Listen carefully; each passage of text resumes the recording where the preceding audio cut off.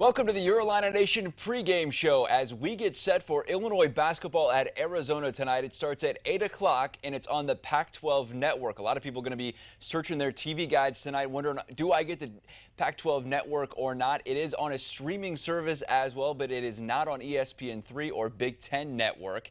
Here's just a quick look at the matchup. 8 o'clock, Pac-12 network. Illinois comes in 2-0. Arizona is 1-0. Let's get our first word from Arizona as Craig Choate and Derek Piper from IlliniInquirer.com join us now live. Fellas, you said it's hot down there. We feel really bad for you, by the way. How's your trip been so far, and how much anticipation do you have for this game tonight? Yeah, it's been a great trip so far. I have no complaints. I'm sure Derek feels the same way. I drove to Tucson last night from Phoenix. Derek stayed in Phoenix last night. Drove here earlier today. A long drive of nothing. A lot of desert between Phoenix and Tucson, and tonight's a little bit different environment than Friday night. Yeah, it's going to be a little tempered as far as in the crowd. You know, the student section, the Havocs at Grand Canyon, hard to live up to. But I think for as special as Grand Canyon is in the stands, Arizona has a chance to be pretty special on the court. And you got two McDonald's All-American playing in this game. Obviously a ranked team, and Illinois trying to get a win on the road. And non-conference against a ranked opponent, first time since Gonzaga in 2012. Yeah, it's been a while since Illinois got a marquee road win. And I was looking in the arena earlier, and Arizona is one of those programs for our age group that has been historically thought of as one of the top 10 programs, but I don't think they've been to a Final Four since 2001. Yeah, it's been a while. It's been a while, but still, playing at Arizona, a Pac-12 opponent, it's always going to be exciting and a chance for the Illini to pick up a big, big win. All right, Craig, we will get back to you guys in just a second, but this matchup all came to be because of a relationship with Illinois and Jerry Colangelo, the Hall of Famer and former NBA executive.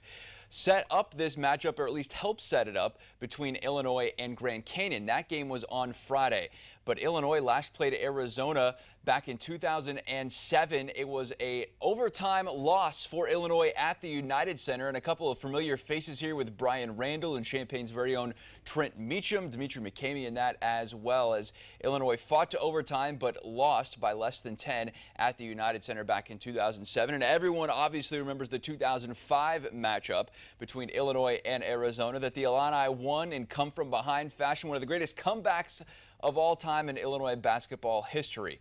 But like I mentioned, Colangelo helped set up that Friday Grand Canyon game with Illinois. He's now a big-time bigwig with Grand Canyon. Brought Illinois to Arizona, and so they said, might as well see if we can get a home-and-home with the Wildcats as well, if they're already going to be in Phoenix. And this is all set up to work out really well for the Illini, who get a little bit of an NCAA tournament feel here. 2 games in a couple of days. Maybe that's what they're going to see again in March. Underwood excited about the opportunity and this type of early season matchup for his squad. You know, we thought it was a great opportunity, knowing we were going to come west, and Sean was willing to start a home-and-home series as we get ready to play 2 Big Ten games in December. Gives us an opportunity to prepare our guys. Coach always says, no matter who we play, is faceless, nameless, come out with the same approach. Illinois trying to go 2-0 on its season opening trip with 2 road games. And guys, this does not happen very often, where let alone you maybe play 1 non-conference road game, but the chance to get to play 2 here I think is really important, and against a high major team like Arizona, and that's the opportunity Illinois has tonight. This could really go a long way to helping them in March. Yeah, this is definitely a test to prepare them for March. And we were talking about March earlier, how Arizona hasn't been to the Final Four in a while. And Derek had a good point, so I'm not going to steal his thunder. I'm going to let him say it. I was going to say the reason they haven't been to the Final Four since 2001 is 2005, of course. Exactly. So Illinois kept them from the Final Four in 2005, but definitely a Friday-Sunday NCAA tournament vibe for a team that's expected to make the NCAA tournament. Yeah, and Bret Underwood talked about that after the game on Friday, and quick preparation. Got to learn a lot about your opponent in a 48-hour window, and hope you get rested up and ready to play. A little bit different because you go on the road a little bit, obviously playing in a road environment. Illinois did that in 84, 82. Against Kentucky, and then they banned playing on the road in the NCAA tournament. But, yeah, Arizona's rested, so that's a little bit different. But, yeah, this is an opportunity to to get yourself into the NCAA tournament by getting a road quality win for your resume. Yeah, this is a ranked Arizona team, number 21. So if the Illini do come out of this 3-0 with 2 road wins, they're one of only a couple NCAA tournament teams that have 2 road games this early in the season. So if they're 3-0 here in a couple hours, they might see themselves in the rankings knocking off one of those ranked teams. So definitely a big opportunity here at the McHale Center, and it's going to be a good atmosphere tonight against Arizona. And I'm curious, guys, because we haven't talked to you since Friday. That was pregame, and there was a lot of hype surrounding the atmosphere there. But I think I heard both of you guys say that was the loudest arena you've ever been in. And I know we've been to a lot of games doing what we do. What was that like, and what do you think the team took from that? Yeah, for me, I'm sitting on the baseline shooting the video. Derek's up. He was above the student section, above the Havocs. There was one point in the second half, and I don't remember the specific moment, but I turned to one of the other photographers, and I said, that is the loudest I've ever heard a basketball arena. So I'm on the court. That's my perspective. Derek, was it the same for you Friday night? The bass was rattling my chair. I was sitting behind the student section, and it was constant. You know, it was like you're at a nightclub. Yeah. But when Grand Canyon was within 5 or 6 late, my ears were ringing. I think Loudest that's place I've ever been. Probably the same moment that I was talking about. And yeah, my ears were ringing. I think Illinois might have hit a free throw or something. That's why they were getting loud. And Illinois hit a free throw, and I got quiet, and my ears were ringing like I was at a concert. Definitely going to be loud tonight, but it's not going to be anything like that it was Friday night. Yeah, I don't know if we're ever going to see something like that again, and that's what makes it so cool, is that Grand Canyon has an atmosphere like that the students get so into it. Maybe reminiscent of like a Kansas or a Duke or something like that, where those blue blood programs are just rowdy. But one guy that's been rattling rims is Kofi Cockburn. Speaking of your ears that have been rattling, Kofi has dominated so far this season. It's been really, really impressive about what the freshman 7-footer has been able to do. And it's the minutes he's playing as well, averaging 26.5 minutes per game so far. He's 12 of 18 from the floor, a lot of those just right around the rim or dunks, which I think helps that, but you still got to make them. He's certainly shown that he can make free throws as well at a 66% clip, and he's done really well this year rebounding, averaging 12.5 rebounds per game, and he's second on the team in scoring at 16.5 points per game, and his teammates, they're buying into it as well. So is his head coach, saying, hey, he is legitimately this good. The thing that excites me about Kofi is he's got so much more to learn and so much more to garner in terms of his development. He's an imposing figure, and you know, we've got to be able to utilize that and take advantage of that. And I thought tonight we did that. It was our game plan going in. He puts a lot of fouls on people, which then allows our guards to drive the ball. We want to attack them inside, and we have great force, which is Kofi Cockburn, and we attacked them inside, as you said, first 3 ways, and throughout the game we attacked them a lot through Kofi, and it worked, and we got the win. All right, guys, so it's great that we've seen Kofi do this through the first couple of games and even the exhibition game, if you want to count that one as well. What changes tonight, though, against high major competition? The talent gap is a lot different tonight, right? Yeah, this will be the first time Kofi's faced someone close to his size. Lewis was really undersized. GCU had one big, but he was a stretch 5, and he fouled out of that game. So Kofi definitely going to be tested tonight, but so far he has definitely passed the test. Absolutely. Through 2 games that count, has lived up to the billing, obviously, as you mentioned. Facing someone that was in his recruiting class, Zeke Naji, top 40 in that class, and Kofi very close to him. So he's still going to have about 45 pounds on Zeke, but still, you know, Kofi to have 23 points, 14 rebounds against Grand Canyon. He's drawn 15 fouls in 2 games. He's still going to be a lot to handle for Arizona, but he's going to have something to deal with as well. Yeah, and he was a top 50 player by you guys at 24/7, and I think Jeremy tweeted on Friday that he's looking underrated right now.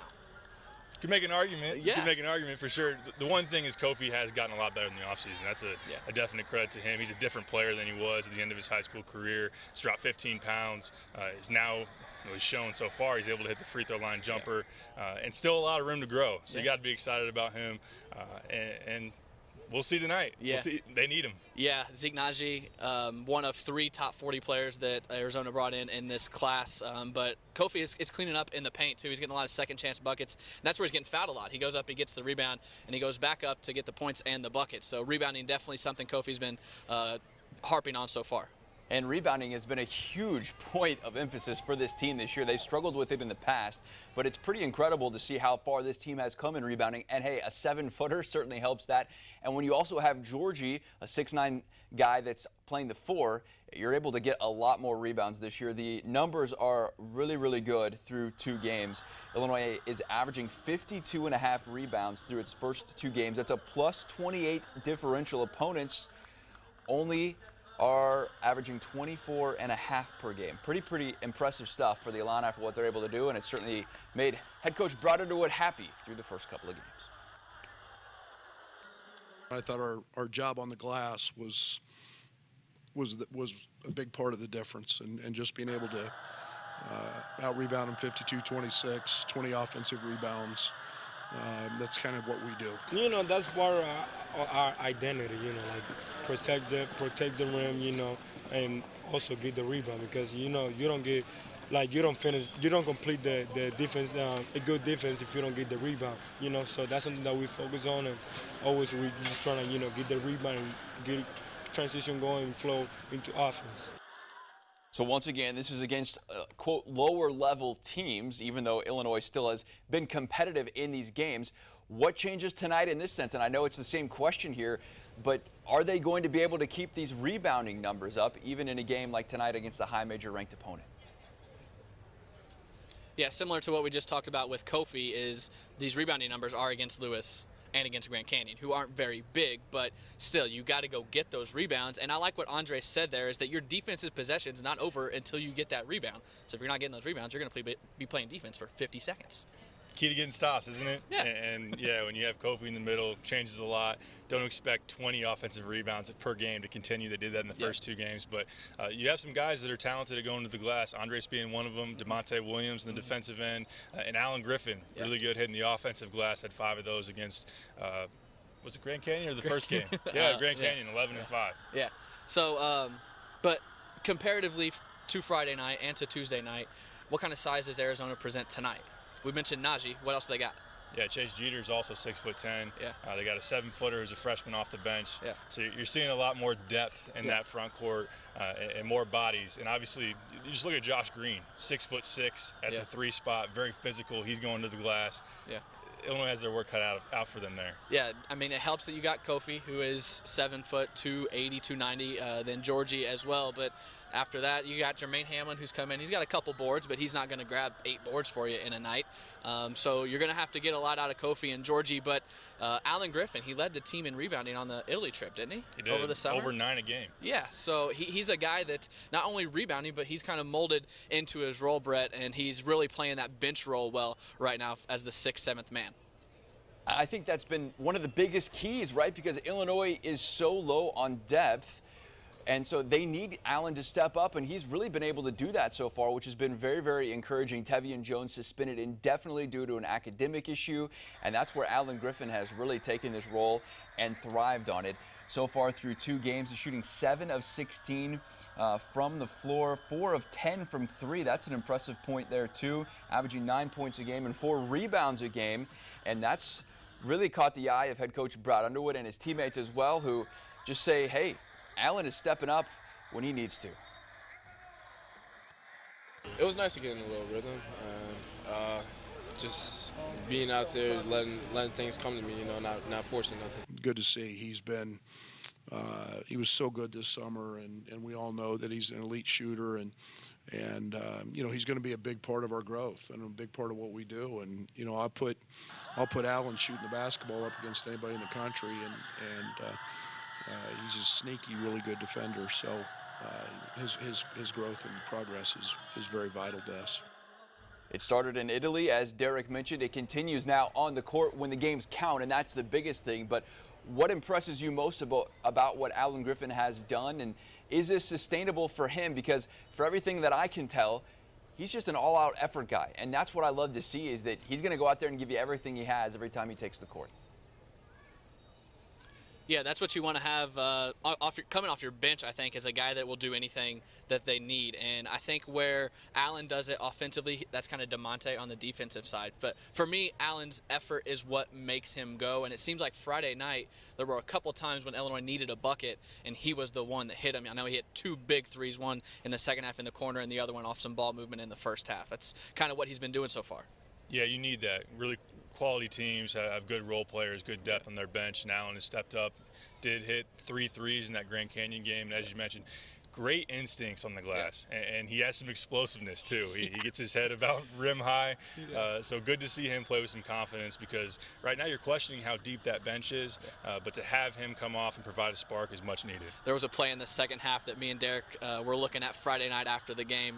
GCU was on a fast break, and Allen's head was almost hitting the rim, so he can go up there and get those rebounds with the big guys. And we talked pregame on Friday before GCU how someone needed to step up off the bench because of Teb and because of their depth, and Allen has really filled that role well.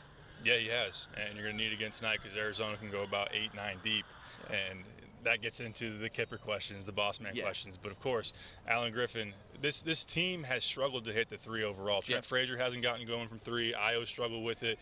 So to have someone that can be open in the corner and be able to step up and hit that's been key. So to provide production, that starting 5 is really good. But they need some help, and Allen's done that. Yeah, they need consistency from that bench, something they haven't had in the past few years. Allen, Kipper, DeMonte, someone needs to step up, especially tonight facing a ranked team at their place here in Arizona. And you guys mentioned that 3. It's pretty interesting to look at this. So Allen has 4 out of the team's 9 threes this season. Georgie has 2 of those as well. So between Georgie and Allen, that's 6 of the 9 threes this team has made this season. They're only shooting 28%. So how do they correct that? Is that just a mental thing, Derek and Craig? Is this something that's form related? You know, how do they go about just making more threes? Yeah, Bret just said that Illinois has hit 9 threes this year, and between Allen and Georgie, they've hit 6. So that leaves Io, Trent, Andres have hit a combined 2. How does that change? Do you just keep shooting them? Got to keep letting them fly for sure. I'd like to see Io tweak his form a little bit. He's been leaning forward on his jumpers, and that's something that we didn't really see last year. I know he hit 1 against Grand Canyon, but Trent just has to keep shooting them. That's a guy that has made a ton. Brad Underwood said throughout practices, shot about 52% from 3. So he needs to look for a shot. I didn't think he was aggressive enough with it against Grand Canyon. Maybe a little too tentative, but let it fly, baby. Yeah, shoot or shoot. I think Brad Underwood would say the same thing about his guys. He's not going to, unless it's a bad 3, he's not going to yell at him. He likes it when those guys let it fly. So you just got to keep shooting them, and they'll eventually go in. They're good basketball players, good shooters. Shooters shoot, right? Isn't that how that works in the best guys? Just a couple of numbers here as well. Io 2 for 4 from 3. Maybe you'd like to see him shoot a few more threes. Trent 0 for 7 from 3 this season. You got to think that he's going to get those numbers corrected here at some point. But I'm also curious from your perspective here, fellas, does the starting lineup change? I mean, you like to get something off the bench, but are you okay with what they're doing right now in the starting lineup and their rotations? That's one of the first things we talked about in the ride to our hotel Friday night was, do you change the starting lineup? I think if you change it at all, you can't take Andres Felizs out of the lineup. Maybe you bring Trent off the bench, but other than that, I can't think of a change that you can make to change what's happening. You're probably not going to. Yeah. As you mentioned, Andres has been, well, you make the argument. We could have a long argument who's been better, Andres or Kofi. Yeah. Good problem to have. Yeah. But I still like the 3 guards together. I think that when they're playing at a high level, they're tough to contain. You're not taking George out. I don't think it would be something that you consider. But still, with the way Arizona plays, they play 2 bigs, at least 6'10". So to have Kofi and Georgie and those 3 guards, I'd still roll with it. Yeah. You just got to ask for someone off that bench to step up along with Allen Griffin. Yeah, I asked Io that at availability the day before the regular season opener, I think it was. I said, what do you like about the Io, Trent, Andre starting 3? And Io said it saves us time not having to outlet it to a guard because all 3 of them can bring the ball up. So if one of those 3 get a rebound, then they can just bring the ball up. So I don't see a starting lineup change coming anytime soon unless something drastically happens between now and game time or in a couple weeks. and Andre's averaging 22 points per game. I don't know how you don't start that. I mean, he said he's comfortable being the sixth man, so to speak, and he was playing starter minutes a lot last year anyway, but he was coming off the bench. But I just don't see how you can take him off the court right now, you know, and he's putting up 35 minutes per game right now as well. I would expect that to continue, but he has been, I don't want to say the surprise, because I think a lot of people knew that Andres Felizs was going to be good this year. But, man, he has really stepped up and risen to the occasion of being that go-to guy. And when Ayo is getting a lot of attention, which he will continue to do this season, it's Dre that's been the go-to man, and he's leading the team so far this year. A lot more comfortable because, you know, that year of experience, you know, knowing the coaching staff and knowing and getting involved with the players, you know, like if you see here, like we've been playing like a family, you know, that's what we are here, and that's why I'm happy, you know, to be part of this team. Andres Felizs being the big playmaker, does it surprise you guys of what he's doing so far? Maybe a little surprising to the extent that he's playing. He's playing well, but I think he is surprising. 22 points a game, I think Bret said. That's a little surprising. If it were 18 or 19, 17, I wouldn't be surprised. But over the 20-point threshold, definitely surprising a little bit. But same things we talked about Friday before the game. He just does everything so good. He does. He does. And now he's your crunch time performer. Yeah. He's the guy you want the ball in his hands late, and he was sticking the tongue out and flexing on him. And he also had to dump off the Kofi for the dunk. So, you know, when in doubt, put the ball in his hands. He's so tough to stop off the dribble, just so strong. Of course, we talked about his rebounding impact, and then he's also a problem at the defensive end because he's at you the whole game. Yeah, that's something that I think I talked to Derek about before even Grand Canyon was who guards Nico Mannion tonight. Maybe DeMonte, and then I said maybe Ayo because of his length, and then we forgot about Andres. He's probably the guy that draws that assignment to start, don't you think? I would think so early on, and Nico's going to play the point man. Yeah. So to disrupt him is going to be really key. Nico had 5 turnovers in the exhibition game. Just want to frustrate him in any way that you can, and I think that I would lean towards Andres to do that early on for sure. He gets in your jersey. Cassius Winston, I keep going back to it, said it last year. He was the best guy that he had to go against last year for Michigan State. All right, as we continue here on the Your Illini Nation pregame show, thanks for everybody tuning in on the WCIA3 app. We're watching on our phone. We're also on the WCIA.com website, on the live stream page, as well as Facebook Live. We've got quite a few people watching here on Facebook Live as we get ready for tip-off here just after 8 o'clock from Tucson, Arizona on the Pac-12 network. So you're not going to be able to watch this on the Big Ten stream if you watch a lot of games on there, not on Big Ten Network, and you're going to need Pac-12 Network to watch this. There is one stream available, and we've got that on our Twitter page as well. I think I posted that on there. You can check that out. But guys, let's make a prediction. What do you think about tonight? Can Illinois get a win and leave 2-0 on this trip and make a heck of a weekend right for Illinois? Could they get a clean sweep in basketball and football?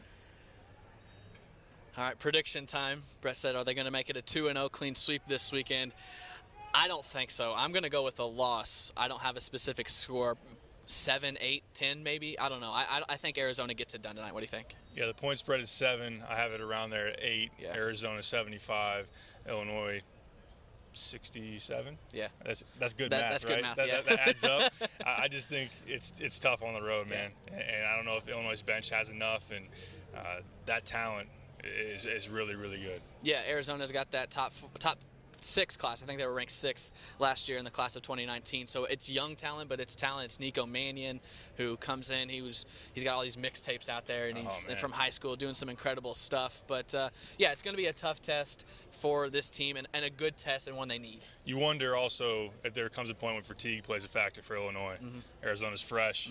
It was a pretty tough game to the end against Grand Canyon, quick turnaround.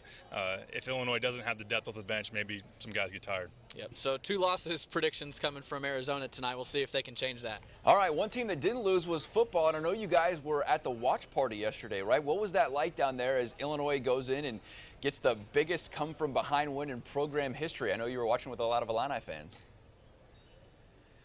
Yeah, so we went to a place called El Jefe here in Scottsdale with the Phoenix Illini Club yesterday. Hung out with some Illini as they watched the football game. And at halftime, it was somber, it was quiet. They were doing their drawings, and no one was really being too loud for anything. And then all of a sudden, just out of nowhere, we look up, and it's a close game. And I think Derek tweeted the video. I forgot to tweet my video when they won. It was an incredible scene. How many people do you think were there last night? Brian told me about 150. 150 Illini fans in Scottsdale. It was incredible. What'd you think? Oh, it was an incredible scene. You just look down in that area, and you got an Illinois bar, Yeah. Michigan, all over the Big Ten, and Iowa's across the street. And it was halftime, and they had to move up their raffle. They thought people were going to leave. It's 28 to 10. Yeah. And man, late in the game when that place was just screaming, I know Iowa fans are looking across the street like, what the heck is going on in there? Yeah. Crazy, crazy game. Big win, obviously, for Illinois football. Yeah, the area we were at, like Derek kind of mentioned, was there's an Illinois bar, there was an Iowa bar, there was a Nebraska bar, a Penn State bar. There was like half of the Big Ten represented in the same area yesterday. So it was fun when Illinois' bar would erupt. You would look out the open air windows, and all the Iowa fans were just turning their back, like, what happened? What happened? What happened? So it was a really cool area for all these fans that are away from their alumni. Yeah, and people from all over were at this. Yeah. There was a lady from L.A., from Denver, someone out from Boston. Boca Raton, Florida. Yeah, it was really, really cool. Yeah, it was a good atmosphere and a huge win for Illinois and much needed bowl eligibility. I can't believe I just said that. It's crazy, right, for what this team has been able to do, even receiving a vote in the AP Top 25 poll released today for the first time since 2013. But real quick as we wrap up here, because when Illinois football and basketball are good, all things are good in Illini Nation. What's the biggest takeaway you took from what they were able to do yesterday, and how does that translate now into the future for this team?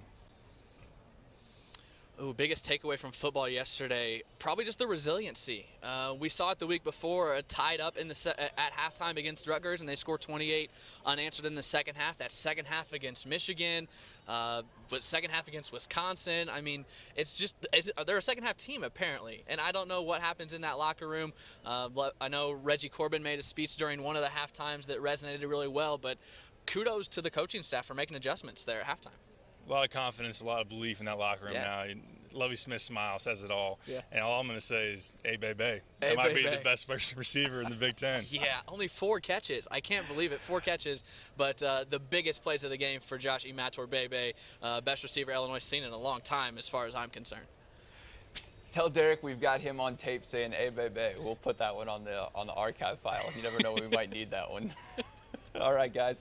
Hey, thanks so much. It's been a fun show here, and we'll let you guys get inside and get ready for Illinois and Arizona at 8 o'clock tonight on Pac-12 Network. We'll have all the highlights coming up at 10. Craig will hopefully give us a instant analysis reaction from the court if the game gets over in time. We'll be able to do that for you.